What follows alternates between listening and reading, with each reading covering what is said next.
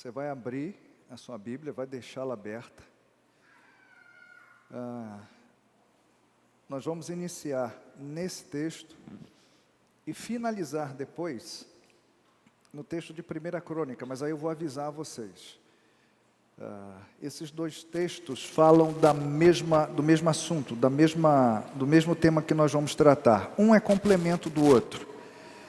E como ele é muito grande, entre aspas, eu não vou fazer a leitura agora, para depois ler de novo e expor. Eu vou ler já e expondo naturalmente com vocês, tá bom? Então, abriu aí em 2 Samuel capítulo 6, deixa a Bíblia aberta aí direitinho, 2 Samuel capítulo de número 6, é com ele que nós vamos tratar do tema dessa noite. Terceiro passo, a terceira direção que nós temos falado no tema maior, agradando o coração de Deus. Então, aqui está o tema do terceiro passo, da terceira direção. Você achou? Deixa aí abertinha em cima do seu colo e vamos orar mais uma vez para nós iniciarmos aqui esse momento de exposição bíblica diante do Senhor. Feche seus olhos, curve sua cabeça. Precisamos que o Senhor esteja nos revelando, na verdade, nos iluminando através da sua mensagem. Toda revelação Ele já deu aqui. E essa revelação precisa ser iluminada no nosso coração e na nossa mente, para que a gente saia daqui certos de que o Senhor nos orientou, nos direcionou. Amém? Vamos orar mais uma vez. Santo de Israel, nós queremos concordar com o coração da tua filha, irmã Leila, quando dependemos do Senhor em todos os momentos, inclusive agora da ministração da tua palavra. Deus bendito, obrigado porque ainda hoje nós temos esse privilégio. Em alguns países já não se tem mais isso. Em alguns países as pessoas já não se reúnem mais, mas hoje nós podemos ainda fazer isso, e nós queremos agradecer o Senhor, e usufruir dessa bênção. Por isso, Pai, Tu tens agido com a Tua mão de poder, desde as 18h30, continua fazendo isso, em nome de Jesus. Esteja, Senhor, nos dando mente perceptível, para louvor da Tua glória, esteja nos dando ouvidos atentos, para louvor da Tua glória, e Senhor, confronta a Tua palavra com o nosso coração, em nome de Jesus. Estamos aqui, nesses 3 domingos já, falando sobre agradando o Teu coração. Vimos que no primeiro domingo falamos que para agradar o Teu coração é preciso ter gratidão, e foi maravilhoso demais. Vimos que o segundo passo, em segundo lugar, para agradar o Teu coração, é amar o Senhor acima de tudo, e hoje nos dá esse terceiro passo. Nós entendemos que se começamos o ano bem, nós temos aí com certeza as lutas, a dificuldade, sim, mas nós estaremos agradando o Teu coração e Tu serás favorável a nós, o Teu povo, os Teus filhos. Nós a Te oramos e por Tu Te agradecemos, em nome de Jesus, fica com a gente. Amém, e louvado seja o Senhor. Billy Graham, antes de morrer, ele sempre orava pelas nações. Billy Graham, segundo a minha concepção, foi o homem que Deus escolheu para marcar essa geração. Falecido agora em 2018, fevereiro de 2018, vai fazer agora 5 anos do seu falecimento, mas esse homem foi um representante do Evangelho de Jesus na face da terra. Um homem que deu exemplo, um homem que deixou um legado, um homem que deixou exemplo, um homem que sempre foi referência, um homem que deixa saudade de ter mais homens iguais a ele. Os mais íntimos vão dizer que Billy Graham tinha um hábito, naturalmente falando, de orar pelas nações. Ele sempre fazia isso. Como ele viajou muito nas cruzadas, pregando em vários países, ele sempre diz: olha, o segredo disso tudo, da mão de Deus na minha vida, dessa manifestação do Senhor nessas cruzadas, a primeira coisa é oração. Ele fazia isso sempre. Como ele fazia? Ele botava as bandeiras dos países e intercedia por elas. E um belo dia, quando chegou a hora de orar pelas nações, ele estendeu a mão para orar pela bandeira do Brasil.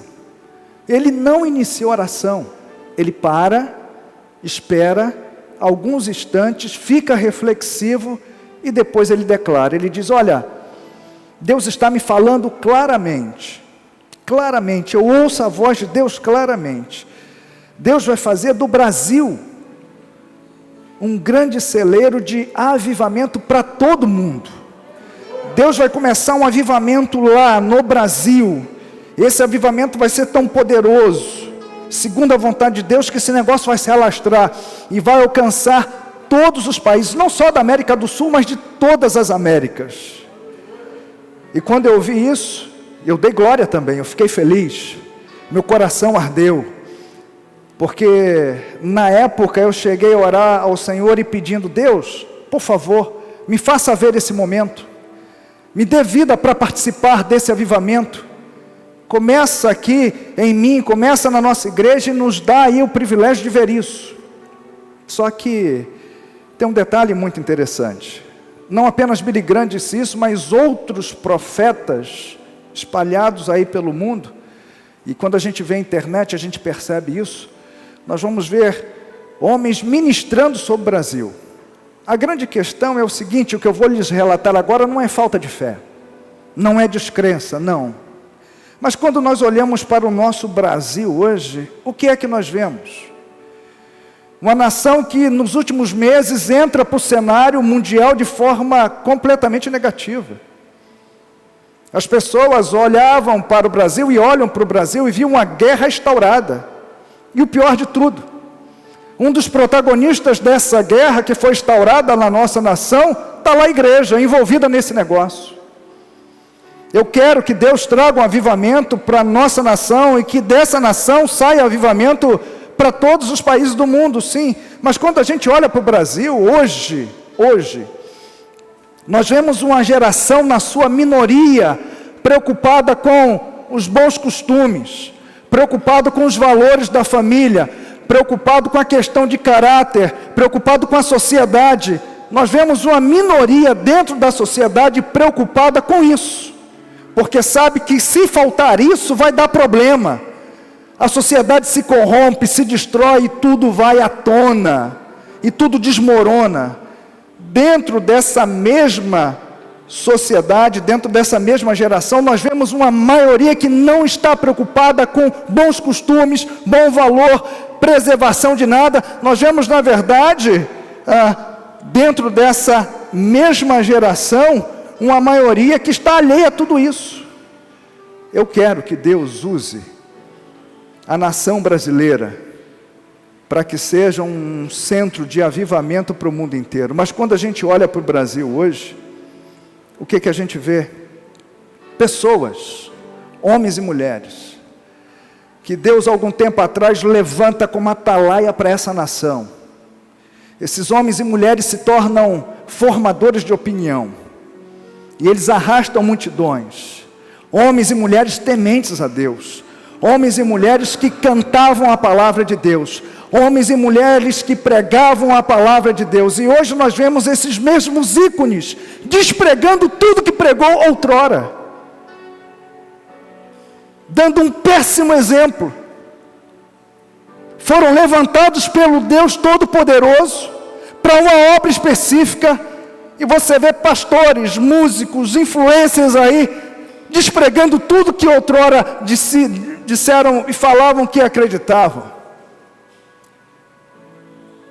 E aí a gente pergunta: onde está a conversão? Em conversa com meu pai Isaías, essa semana, ele disse que um sobrinho dele chegou lá para visitá-lo e falou assim: tio, o senhor já viu como é que está o mundo hoje? Lá na década de 80, na década de 90, que foi citado aqui, o que acontecia? As pessoas ouviam a palavra, se convertiam e se batizavam. Agora está tudo ao contrário. As pessoas ouvem a palavra, se batizam e se vai se converter, Ninguém sabe. Cadê a conversão? Onde está o temor a Deus? Onde está a vida de busca e de entrega?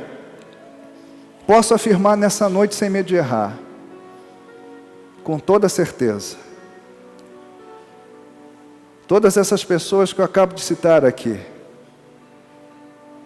tudo que eu acabo de dizer, uma única atitude foi o suficiente para que tudo isso aqui acontecesse. Uma única postura, uma única forma de agir. E o que é, pastor? É justamente o tema da mensagem dessa noite. Se nós quisermos agradar o coração de Deus, a terceira e última coisa, o terceiro passo é: nunca abra mão da palavra do Senhor. Amém?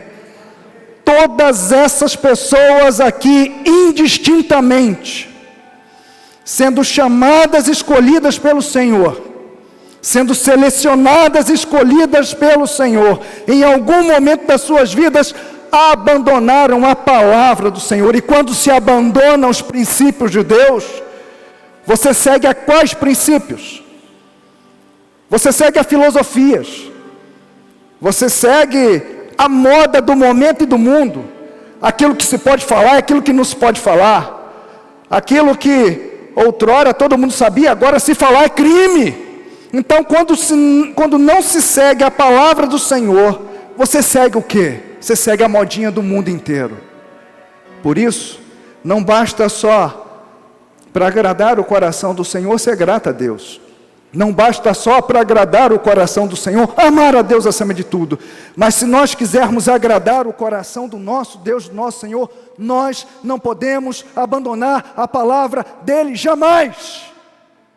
Contra a palavra do Senhor não tem nenhum tipo de argumento humano, de hipótese nenhuma, de maneira nenhuma.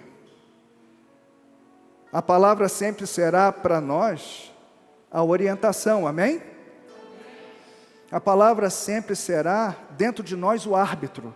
Quando esse árbitro para de apitar, quando esse árbitro para de nos chamar a atenção, é porque nós já paramos há muito tempo de termos comunhão e acesso a essa palavra. A palavra sempre será. Sabe aquela paz que nós sentimos dentro da gente, de estarmos firmados na palavra e não abrimos mão dela?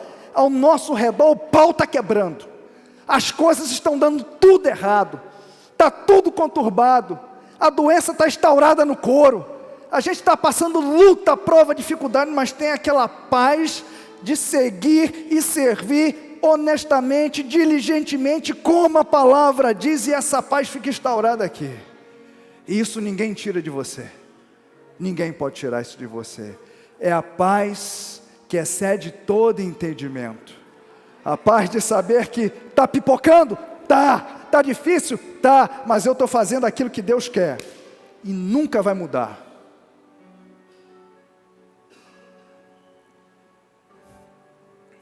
A palavra sempre será nosso alimento diário. Preste atenção uma frase simples, mas ela responde a muitas coisas na nossa vida. Quem se alimenta não morre de fome. Vou repetir.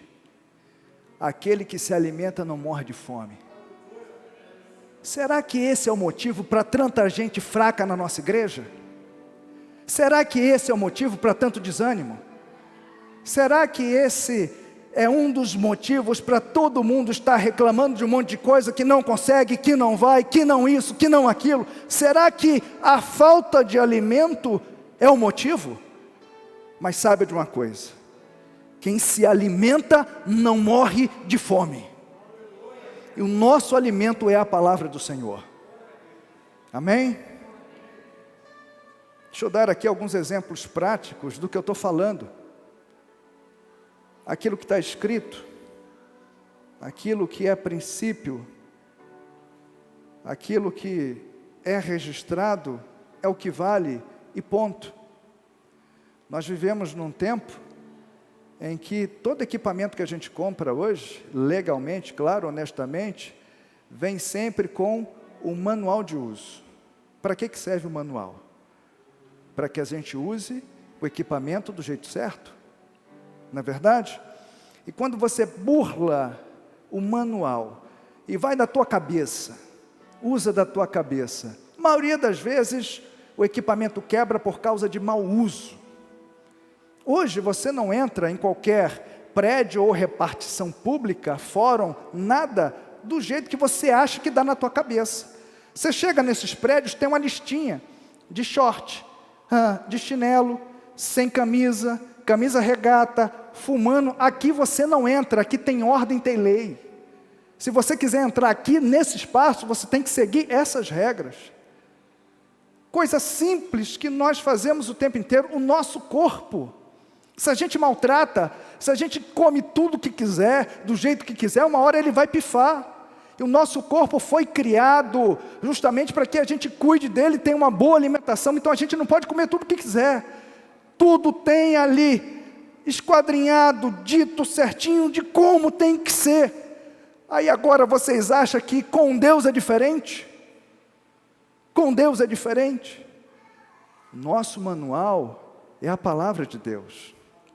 O que faz a nossa vida ir à frente é a palavra de Deus. O que faz eu e você não desistir e permanecer tudo arrebentando é a palavra de Deus. Quando a gente abandona isso, a gente se perde. Quando a gente abandona isso, a gente faz as loucuras da nossa cabeça. Quando nós abandonamos isso, já foi. Já foi. Vamos à exposição do texto? Agora, lembrando, eu pedi para que vocês abrissem em 2 Samuel capítulo 6. E o texto adjunto a esse é 1 Crônicas capítulo 13. Os dois são similares, escritores diferentes. Então, a minha exposição aqui em 2 Samuel vai ser com base também em 1 Crônicas capítulo 13. Então, ainda que não esteja aqui literalmente escrito no versículo que a gente foi expor, está lá em 1 Crônicas, e depois em casa você pode observar isso.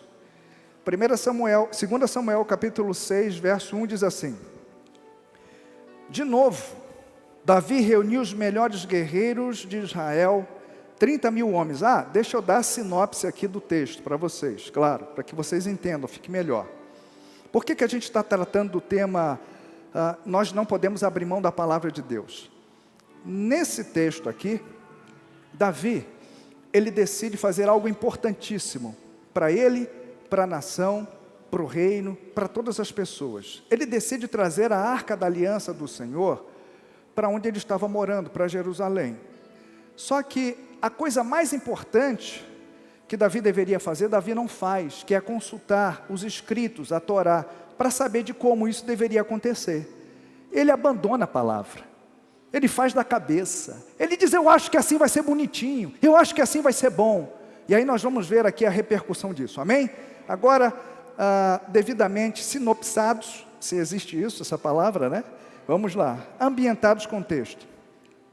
Verso 1, de novo Davi reuniu os melhores guerreiros de Israel, 30.000 ao todo. Davi agora é o rei de Israel, e aqui nós vemos 3 coisas nesse verso, presta atenção. Davi agora é o rei de Israel.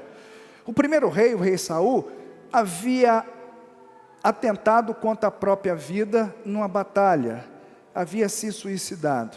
O povo então chora a morte de Saul, mas logo em seguida parte do povo decide estar ordenando, levando Davi ao reinado, e Davi é estabelecido rei. A segunda coisa que nós vemos nesse verso e adjunto, é que os primeiros 7 anos do reinado de Davi foram bem conturbados. Por quê?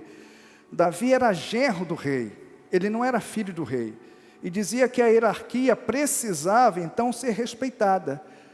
Ele reina 7 anos e meio em Hebrom, para depois ir a Jerusalém e unificar o reino.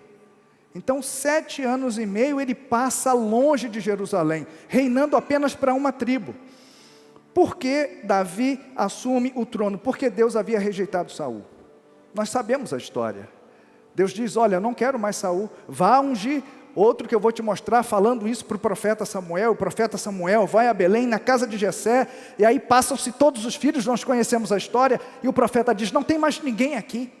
Aí se lembram de Davi, e naquele momento Davi é ungido rei, ainda com Saul no trono. Ao unificar o reino, Davi, claro, ele toma algumas decisões importantes, eu queria que você entendesse isso. Primeiro, ele transforma Jerusalém como a capital do seu reinado. Assim como hoje, na República Federativa do nosso país, do nosso Brasil, o presidente tem a sua morada em Brasília, Davi faz isso aqui em Jerusalém. Ele diz, olha, Jerusalém vai ser a capital do meu reino, do meu reinado. E ele reina ali 33 anos.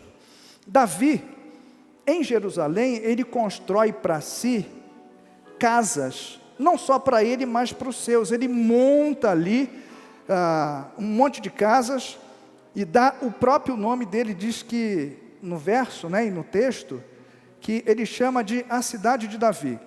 Mas a terceira coisa que Davi faz, e aqui é que começa a ficar interessante, ele se preocupa com a adoração do povo. E aí ele se lembra da Arca da Aliança do Senhor, o símbolo maior daquele povo que representava a presença de Deus. E aí então o que nós aprendemos? Davi unifica todo mundo, faz de Jerusalém a sua capital, constrói uma cidade para si lá, lembra-se da aliança, da Arca da Aliança, da adoração no povo, e diz assim, eu preciso contar para o povo isso, para ver se o povo aprova. Ele faz então uma assembleia geral, chama todo o povo, todos os oficiais, comandantes, chefes de família, e o povo diz assim, nós queremos a Arca da Aliança do Senhor aqui, em Jerusalém. E o verso 1 termina, vamos ao verso 2 a 4 agora. Ele e todos os que o acompanhavam, partiram para Baalim, em Judá, para buscar a arca de Deus, arca sobre a qual é invocado o nome do Senhor dos Exércitos, entronizada entre os querubins acima dele. Puseram a arca de Deus num carroção novo, e a levaram da casa de Abinadab na colina. Uzá e Aiô, filhos de Abinadab, conduziam o carroção com a arca de Deus, e Aiô andava na frente dela. Nesses versos de 2 a 4, nós vemos aqui algumas coisas interessantes. Preste atenção. Davi, ele se preocupa com algumas coisas aqui. Davi, ele se preocupa com a segurança da Arca da Aliança, porque ele convoca 30 mil homens, 30 mil guerreiros, porque era muito comum quando um reino saía do seu reinado, ia para outro reino, ou iria buscar alguma coisa, os inimigos atacavam no meio do caminho. Então Davi se preocupa aqui com a segurança do povo, com a segurança da arca, com a sua própria segurança. Ele convoca 30 mil soldados. Nós vemos aqui também, adjunto ao texto de 1 Crônicas, que Davi reúne o maior ministério de louvor que se tem notícia. Ele faz do milagre de Jerusalém o maior. Ele diz, olha, isso que nós vamos fazer, buscar a arca da aliança do Senhor, não pode ser qualquer coisa. Nós vamos buscar cantando, adorando a Ele, nós vamos retornar cantando e adorando a Ele. Por isso ele convoca o maior exército de músicos. Davi se preocupa com a música.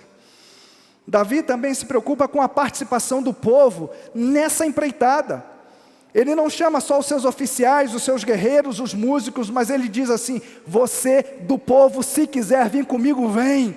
Nós vamos fazer disso uma grande festa, uma grande celebração. Vem comigo, vem junto de mim. Davi está preocupado então com a liturgia desse momento, desse evento. A única coisa que Davi não se preocupa, que era o mais importante, é com o transporte da arca. E aí o texto vai dizer que ele manda construir uma carroça nova, carroça puxada por bois. Qual era a ideia de Davi? Bom, nós vamos transportar a arca da aliança do Senhor, que é a presença de Deus no meio do povo. Então, automaticamente, essa presença de Deus não pode ir em cima de nada que já foi usado. Então a gente vai construir novo, e constrói novo ali, para colocar a arca. A ideia dele é quando essa carroça chegasse em Jerusalém, quando a arca fosse retirada de cima, eles desmontassem essa carroça e a queimasse, oferecendo em holocausto ao Senhor, em sacrifício ao Senhor, para que nunca mais fosse usada. Isso era a cabeça de Davi. Ele deve ter pensado: nossa, está tudo lindo, está tudo maravilhoso, estou pensando, está ficando muito bom. Davi permite que 2 filhos de Abinadab, aonde estava a arca, um vá atrás e o outro vá à frente. É claro que Aiô vai puxando os bois, e aí nós vamos ver Uzá atrás, orientando, vendo se está tudo certinho. Só que tem um detalhe aqui: a arca só podia ser transportada pelos levitas do Senhor. Ela não poderia ser transportada em cima de nada. Ela só poderia ser transportada nos ombros dos levitas. Essa era a ordem de Moisés. E Davi parece que se esquece disso, juntamente com todo o povo. Termina então os versos de 2 a 4. Olha aí o verso de número 5, que diz assim: Davi e todos os israelitas iam cantando e dançando perante o Senhor, ao som de todo tipo de instrumentos de pinho, harpas, liras, tamborins, chocalhos e símbolos. Nós vemos aqui uma coisa muito forte. Aparentemente tudo estava dando certo. O povo estava celebrando junto ao rei. Imagina, o meu rei, da minha nação, está ali pertinho de mim, e ele perto do povo. Segunda coisa, a adoração estava tremenda. Imagina que só de soldado tinha 30 mil. Imagina quantas pessoas mais foi nessa caravana. Consegue imaginar o tamanho desse coral? Parecia que tudo estava dando certo, tudo maravilhoso. E o mais importante para aquele povo, naquele momento, a presença de Deus está ali em cima da carroça. A gente pode ver isso. Há mais de 70 anos, esse povo não via a arca da aliança do Senhor. Ela foi tomada lá em 1 Samuel capítulo 4, quando nem rei existia ainda. Saul reinou durante 40 anos e não ligou para a arca da aliança. A arca da aliança permaneceu na casa de Abinadab por mais de 70 anos, e agora seria a primeira vez que ela seria vista novamente pelo povo. Então tudo parecia estar indo bem e dando certo. O verso 5 termina e nós entramos então no verso 6 e 7, olha aí o que nos diz a palavra do Senhor. Quando chegaram à eira de Nacon, deixa eu falar aqui, eira, segundo os historiadores, era um desfiladeiro, meio esbarrancado. Eira de Nacon. Nacon era um lugar e era um desfiladeiro. Vamos lá. Quando chegaram à eira de Nacon, Uzá esticou o braço e segurou a arca de Deus. Porque os bois haviam tropeçado, a ira do Senhor acendeu-se contra Uzá por seu ato de irreverência. Por isso Deus o feriu, e ele morreu ali mesmo, ao lado da arca de Deus. 3 coisas nós vemos aqui, nesses 2 versos. Primeira coisa, todo aquele momento de festa e de celebração foi interrompido por um momento de dor, de lamento e de choro. Aquele povo para. Aquele povo fica estatalado, porque não acreditavam no que estavam vendo. Segunda coisa que nós vemos aqui essa carroça grande, ela passa por um local acidentado e balança. Como Uzá está atrás, e Davi mandou ele ficar atrás, ele viu a arca virando, e imediatamente, ele estende a mão para segurar a arca do Senhor, para que ela não caísse no chão, para que não causasse nenhum dano a ela. A terceira coisa que nós vemos aqui é um homem com boa vontade, um homem que estava só seguindo ordens, um homem que queria ser útil, um homem que decide salvar o momento, e o que ele recebe é ser fulminado na hora. A expressão hebraica para fulminar, nesse texto é a seguinte: diz que ele percebe a arca balançar, né? O carroça balançar, a arca vai virar, ele põe a mão. Quando ele põe a mão, diz que vem uma espécie de um raio,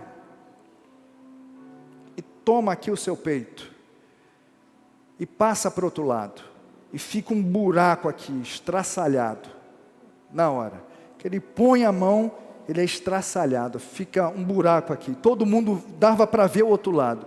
E ele cai ali, morto, esticado, na mesma hora.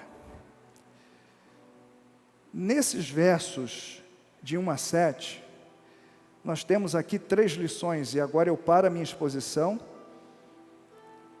e apresento aqui as lições desses 7 versos para vocês. Anota aí, no seu coração. Quando abrimos mão da palavra de Deus, em primeiro lugar, não podemos achar que as boas intenções vão resolver tudo. Amém? Quando a gente abre mão da palavra de Deus, boa intenção não resolve. Davi, ele quer a presença de Deus no meio do povo, amém, ele está certo. Davi, ele toma conselhos na assembleia e o povo diz, vamos, e está certo, tinha que ir mesmo.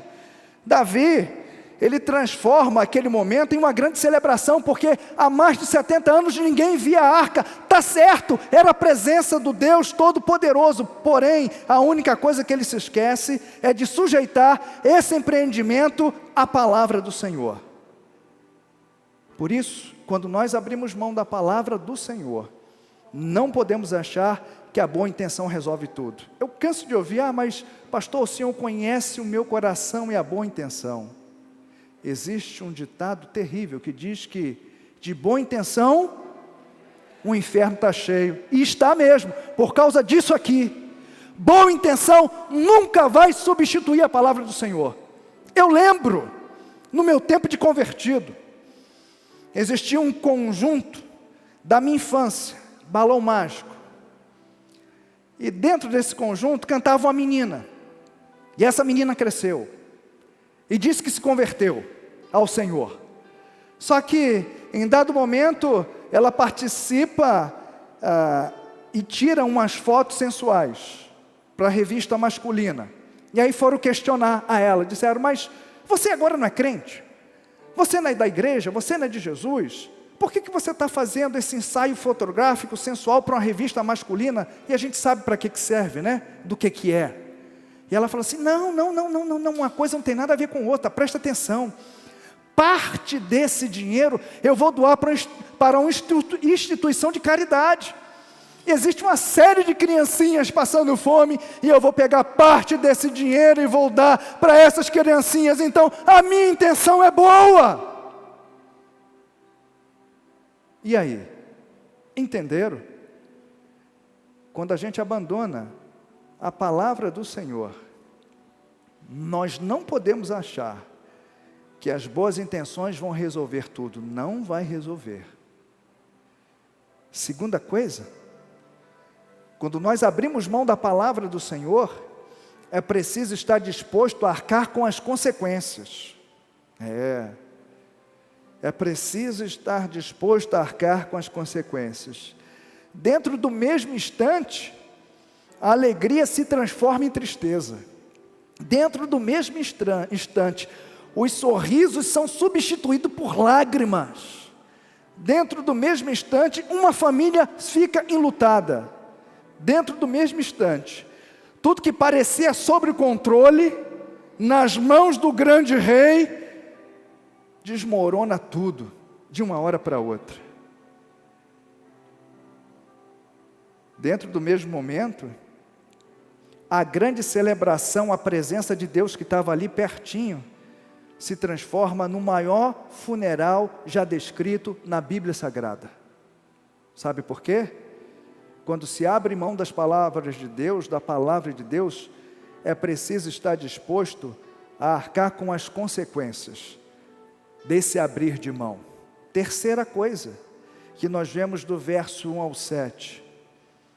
Quando abrimos mão da palavra do Senhor, não podemos achar que Deus vai recuar diante da nossa negligência. E agora eu me dirijo exatamente a Uzá. O que acontece com Uzá? Uzá, ele agiu com negligência. Ele age com desrespeito. a santidade de Deus. Uzá, ele troca a obediência pela boa intenção. Isso aqui já havia acontecido. Levíticos capítulo 10, preste atenção.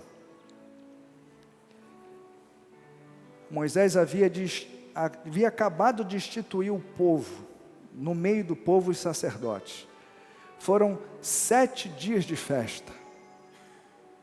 A família de Arão, juntamente com seus filhos, ficaram na frente da tenda, do tabernáculo, por 7 dias sendo consagrados ao Senhor, diante de todo o povo.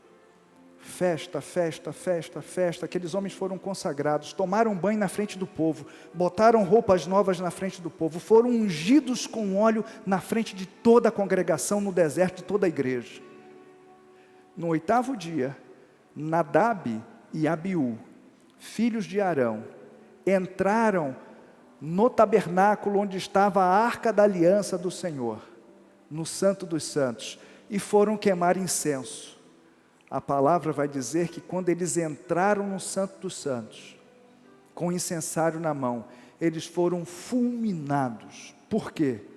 Diz o texto que eles foram apresentar fogo estranho diante do Senhor, do qual o Senhor não havia pedido.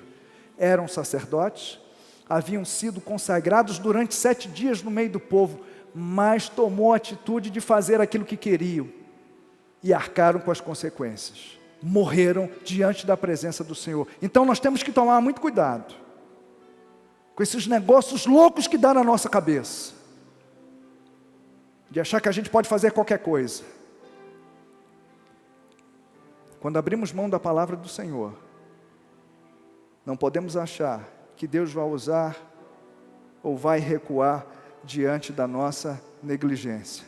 Vamos aos versos de 8 a 12. Olha aí para a sua Bíblia.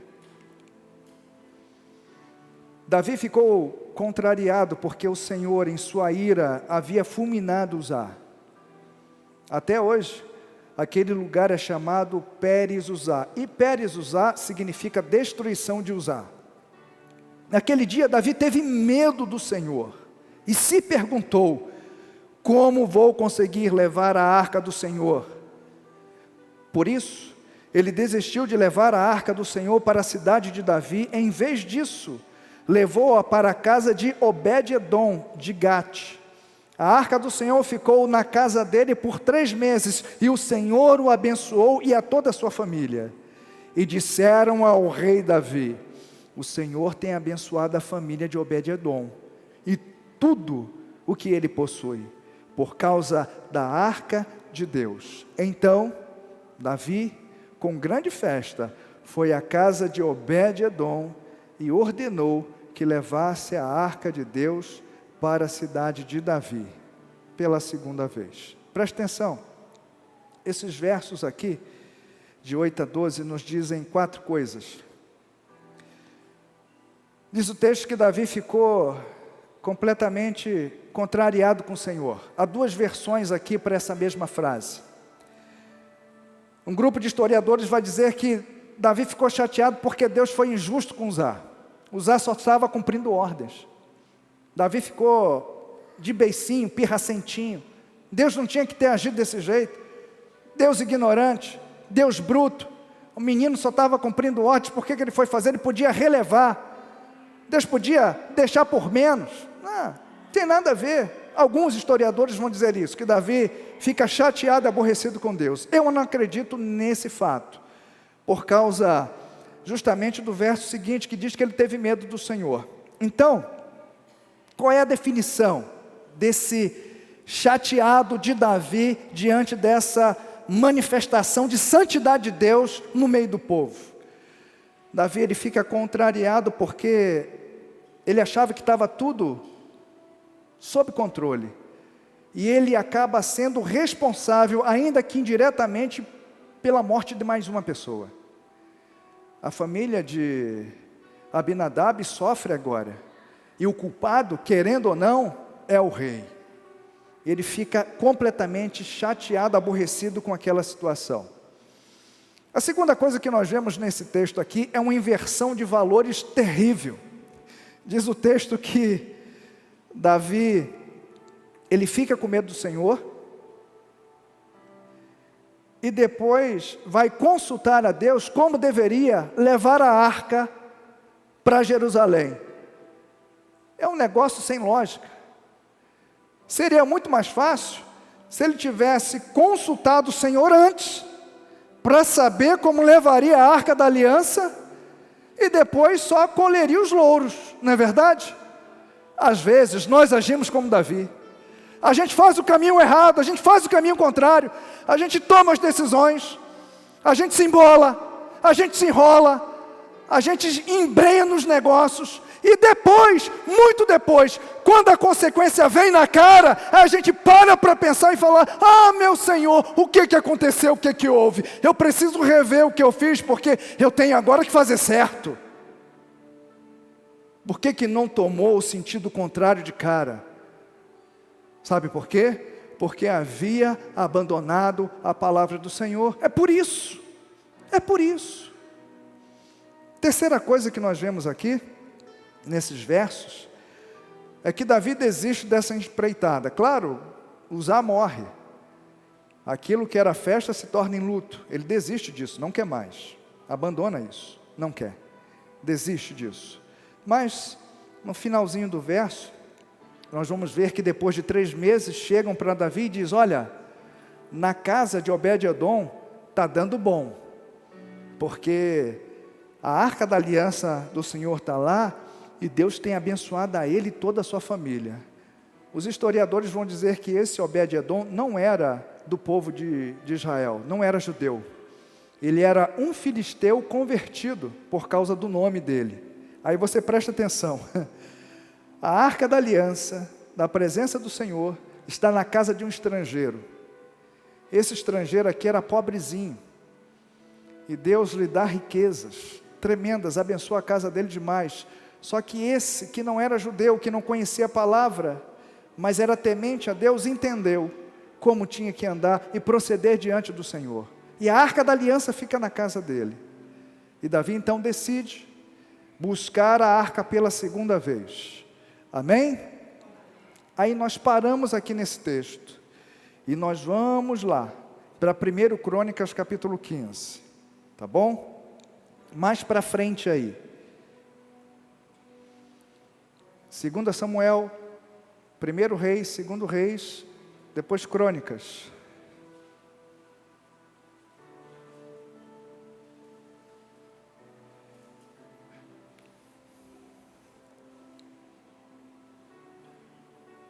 O que acontece nesses 3 meses?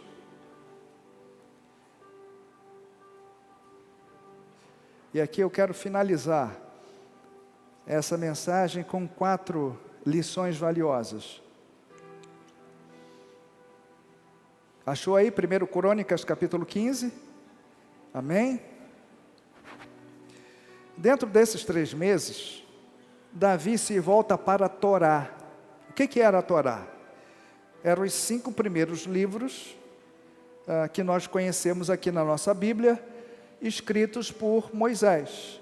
Então, naquele tempo, para Davi, só existia isso, a lei, a Torá. Então, ele vai consultar a palavra, ele vai estudar a palavra, ele vai estudar a Torá. E aí ele vai percebendo que Deus havia deixado ordens expressas sobre o transporte da arca. E olha aí o que ele aprende. Ele aprende 4 lições. Primeira delas: cada um é levantado por Deus para exercer um propósito. Amém? Olha aí o verso 2 do capítulo 15. Então Davi disse: somente os levitas poderão carregar a arca de Deus, pois o Senhor os escolheu para transportarem a arca do Senhor e para ficarem sempre ao seu serviço. Davi aprende, em primeiro lugar, lendo as Escrituras, lendo a Torá, se debruçando na palavra de Deus, que cada um é levantado por Deus para exercer um propósito. Amém? O que isso tem a ver comigo, pastor? O que isso tem a ver com a gente? É óbvio, é um princípio. Do mesmo jeito que só os sacerdotes podiam carregar a arca da aliança do Senhor, e esse era o ofício deles, nós também fomos levantados pelo nosso Senhor com propósito. Nós temos um propósito, nós temos um objetivo aqui nesse mundo, nessa terra. E como nós sabemos esse objetivo, pastor? Primeira coisa, entregar a vida a Jesus e reconhecê-lo como o único e suficiente Salvador. Segunda coisa, desfrutar dessa santidade, desse comprometimento com o Senhor em todas as coisas. Terceiro, você vai receber do Senhor em nome de Jesus dons e talentos e vai colocar isso aí diante do Senhor. Eu e você, todos nós recebemos um propósito e precisamos cumpri-lo em nome de Jesus. Amém? Aqui somente os sacerdotes poderiam carregar a arca do Senhor. E você? O que você está fazendo? Qual é o teu chamado? O que Deus deu para você como propósito? Você tem exercido isso? Ou você tem largado isso de lado? Você tem abandonado isso? Todo mundo na face da terra que se encontra com o Criador, o Deus dos céus, o Senhor dos senhores, o nosso Deus, tem propósito na vida dele ou dela. Segunda coisa que Davi aprende lendo a Torá, se debruçando na palavra. Segunda coisa que ele aprende, olha aí.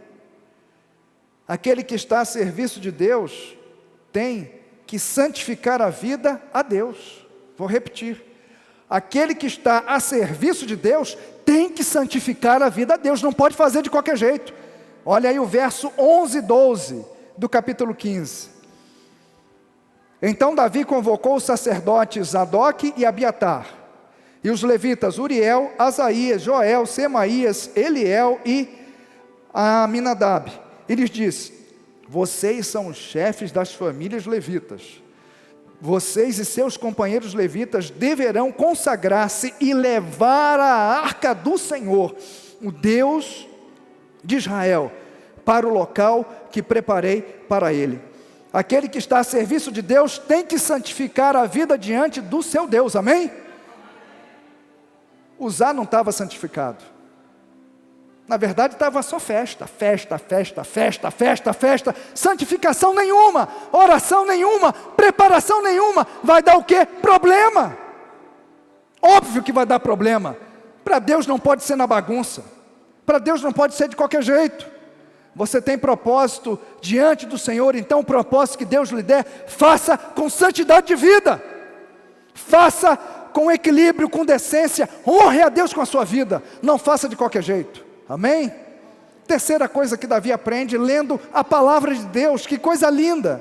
Terceiro lugar, toda decisão sem a devida orientação acaba em perdição e tragédia. Vou repetir.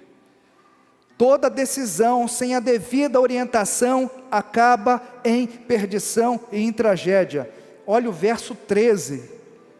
Olha a conclusão que Davi chega, que era óbvia, era só ele ler. Ele diz: pelo fato de vocês, está falando com os sacerdotes, não terem carregado a arca na primeira vez, a ira do Senhor nosso Deus causou destruição entre nós. Nós não o tínhamos consultado, nós não tínhamos consultado sobre como proceder. Toda decisão sem a devida orientação acaba em destruição e tragédia.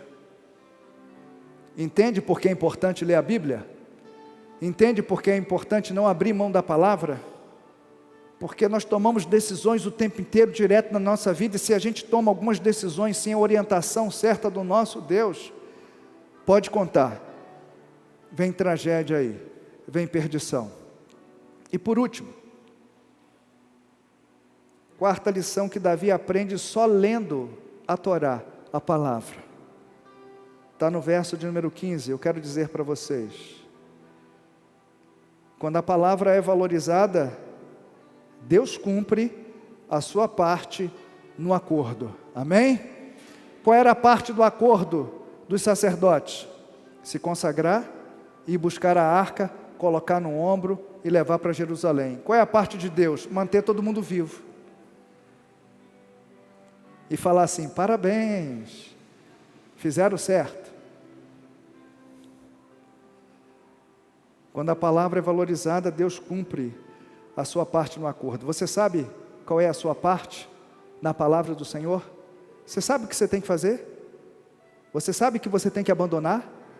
Você sabe o que você tem que deixar? Você sabe os caminhos que você precisa rever? Você sabe isso? Se você sabe isso, Deus cumpre a parte dele no acordo com você. Verso 15 vai dizer, 14:15, desculpa. Então, os sacerdotes e os levitas se consagraram para transportar a arca do Senhor, o Deus de Israel. E os levitas carregaram a arca de Deus, apoiando as varas da arca sobre os ombros, conforme Moisés tinha ordenado, de acordo com a palavra do Senhor. Amém?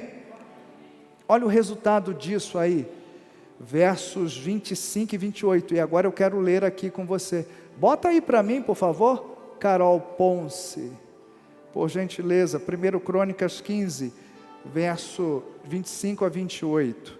Vamos ver o resultado de não abrirem mão da palavra, de não abandonarem a palavra. 1 Crônicas capítulo 15, verso 25 a 28 diz assim: assim, com grande festa, Davi, as autoridades de Israel e os líderes dos batalhões de 1000 foram buscar a arca da aliança do Senhor que estava na casa de Obed-edom. Como Deus havia poupado os levitas que carregavam a arca da aliança do Senhor, 7 novilhos e 7 carneiros foram sacrificados. Davi vestiu um manto de linho fino, como também todos os levitas que carregaram a arca, os músicos e Quenanias, chefe dos músicos. Davi vestia também o colete sacerdotal de linho. E todo Israel acompanhou a arca da aliança do Senhor alegremente ao som de trombetas, cornetas e símbolos, ao toque de liras e de harpas. Amém? Quando Davi chegou para buscar a arca da aliança do Senhor, todo mundo consagrado, botou a arca da aliança no ombro. Como diz no ombro aqui, nas 4 extremidades da arca tinham argolas, e aí uma vareta era colocada nessas argolas, para não tocar na arca. E aí passava 2, uma aqui, outra ali, outra aqui, outra aqui, 4 sacerdotes. Quando botaram em cima dos ombros, eles deram um passo, nada aconteceu. Deram o segundo, terceiro, quarto, quinto, sexto passo. Quando deram o sexto passo, Davi disse: opa, Deus aceitou a gente. E aí fez um sacrifício enorme. Da casa de Obed-edom até Jerusalém, 17 quilômetros. De festa, de alegria, de celebração, de regozijo, porque a presença do Senhor agora estava sendo transportada do jeito certo. Amém? E o povo se alegrou. Há muito mais com Deus, há muito mais. Há muito mais. Comunhão, mentoria, União, confiança, companheirismo, união, pecado, companheirismo, mudança, integração, evangelismo, edificação, Precisa ser profeta conhecimento, para dizer isso. aprendizado, renovo, Seus maus episódios, cuidado, crescimento, escolhas erradas, fortalecimento, suporte, e essas escolhas erradas, Experiência. com certeza Deus foi Amor. embora. gratidão, Não precisa ser amadurecimento. profeta para falar disso, Há muito porque é o comum, é o normal. Mas Deus hoje quer mudar isso, bem? Deus quer dar essa oportunidade para você. Quer agradar o coração de Deus? Não abra mão da palavra dele em momento algum na sua vida. Aleluia, glória a Deus. Vamos orar. Precisamos orar, precisamos colocar a nossa vida diante do Senhor. Fica de pé, vamos orar comigo, vamos orar todos juntos. É uma oração que tanto eu como vocês precisamos fazer. Enquanto nós tivermos vida nessa vida, nós precisamos obedecer à palavra do Senhor. Muitos manjares de Satanás vão vir. Muitas ofertas de Satanás virão para tentar fazer você ser um corrupto, um mau caráter, ficar aí no esconderijo achando que ninguém vai ver o que você está fazendo, fazendo as coisas de errado aí no secreto. Só que tem um problema. Uma hora a conta chega.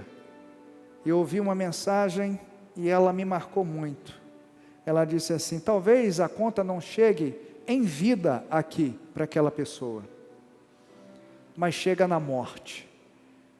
E quando chega na morte é pior, porque morre sem poder fazer mais nada.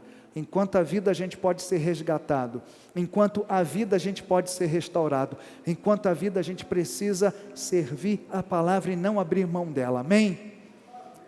Esse é o meu desafio, esse é o seu desafio. Isso faz parte da nossa igreja em Cristo Jesus, amém? Deus deu uma oportunidade a Davi de fazer diferente, mas a consequência ficou. A morte de Uzá não foi apagada. A família não foi isenta de passar pelo luto. Está registrado, está aqui, nunca vai mudar. Talvez algumas consequências erradas nossa de vida, por coisas erradas que fizemos, vão ficar marcadas na alma, nas lembranças. Mas Deus hoje Ele te dá a oportunidade, me dá a oportunidade de não abandonar mais a palavra dEle e seguir aquilo que Ele tem para mim e para você. Você quer isso? Você quer isso para a sua vida? Nessa noite, em nome de Jesus, vamos orar. Feche seus olhos, curva sua cabeça. Santo de Israel, eis aí eu e os teus filhos nos colocando diante da tua presença. Esse é o tipo de oração que todos nós precisamos fazer sempre, a todo momento. Deus bendito, eu sei que muita coisa foi dita aqui, muita coisa foi exposta aqui, mas o que precisa ficar no nosso coração é justamente isso. Se nós queremos agradar o Senhor com a nossa vida, agradar o teu coração com a nossa vida, nós não podemos jamais abrir mão da tua palavra. Nos ajuda, Senhor, a permanecer firmes e fiéis diante de ti. É bem provável que algumas pessoas tomaram o caminho contrário à tua palavra, estão aqui nessa noite, Deus. Pai, por favor, em nome de Jesus, coloca arrependimento nesses corações, para que eles voltem ao Senhor, e a tua palavra, assim como Davi volta à Torá, e dela toma alimento precioso. Deus, em nome de Jesus, dá a oportunidade hoje de arrependimento. Não vou fazer apelo nenhum para nada, nem para ninguém. Que o teu Espírito Santo cuide do coração e da mente de cada um aqui nessa noite. Em nome de Jesus. Faz arder isso no coração deles. Porque no fundo, todos nós precisamos. Mas tem gente aqui, Senhor, que possivelmente está afastada dos teus caminhos há muito tempo, e precisa voltar à tua palavra. Faz voltar hoje em nome de Jesus, para louvor da tua glória, pelo poder do teu Espírito Santo. Às vezes, Senhor Deus, há pessoas aqui que pensavam que estavam muito bem, mas na verdade não estavam tanto assim. Mas hoje é noite de renovo, de reconciliar com a tua palavra. Então faz isso em nome de Jesus, Pai, para louvor da tua glória.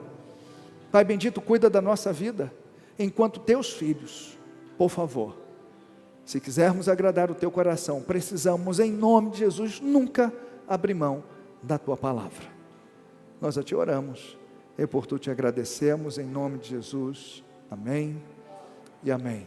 Quero convidar o Ministério de Louvor para que venha aqui à frente. Nós vamos cantar a última canção, e eu gostaria de saber nessa noite, se há alguém que nos visita pela primeira vez aqui, nesse culto público, alguém aqui pela primeira vez nos visitando, erga sua mão aí, para que a gente veja se há alguém. Sim, uma jovem senhora ali, que bom. Família de Bita? A irmã? É verdade. É tu de cabelo. Parabéns, Ju. Que bom tê-la aqui. Já faz parte de alguma igreja, ela? Ainda não? Poxa vida. Que Deus esteja cuidando do seu coração nessa noite e que Ele te dê a oportunidade de estar diante dEle seguindo seus caminhos.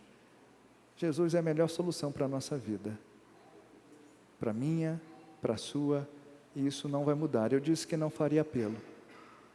Mas o Senhor Jesus, Ele tem pressa em salvar a sua vida.